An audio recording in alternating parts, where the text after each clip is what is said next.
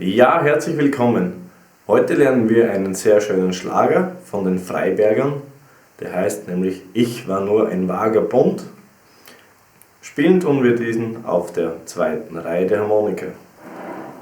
Original werde ich jetzt zweimal so ein kurzes Intro. Ich spiele es dir kurz vor.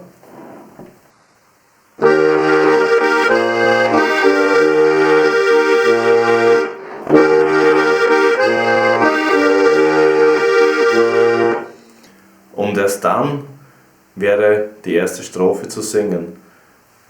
Wie du das Lied spielst, überlasse ich natürlich wieder dir. Du kannst gleich zum Singen anfangen oder du spielst hier zweimal dieses Intro.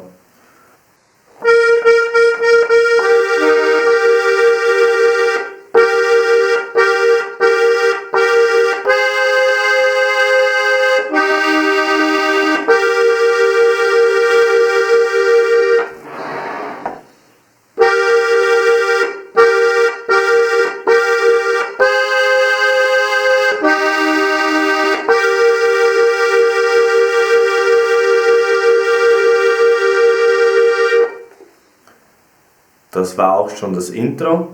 Der Strophenteil beginnt aber gleich.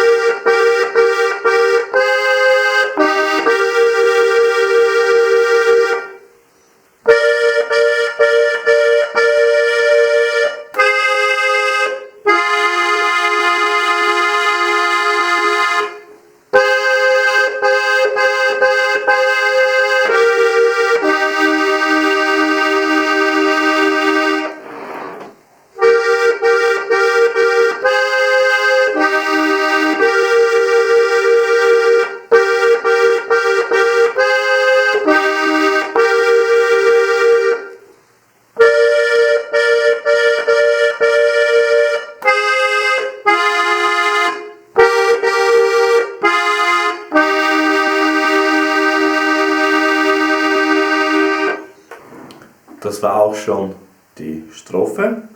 Wir spielen das jetzt zweimal mit dem Intro und dann beginnen wir.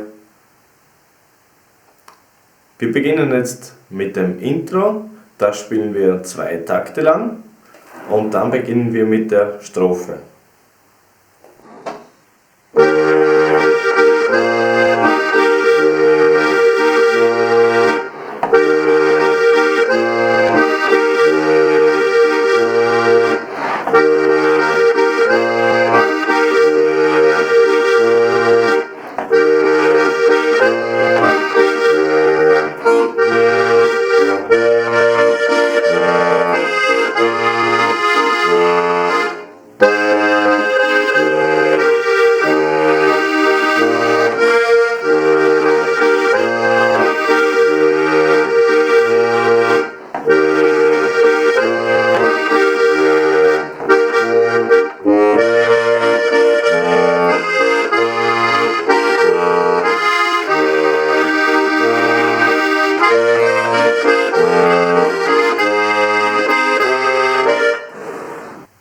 Wie du gemerkt hast, geht mir fast bei jedem Takt jetzt die Luft aus. Das hat natürlich 2 Gründe.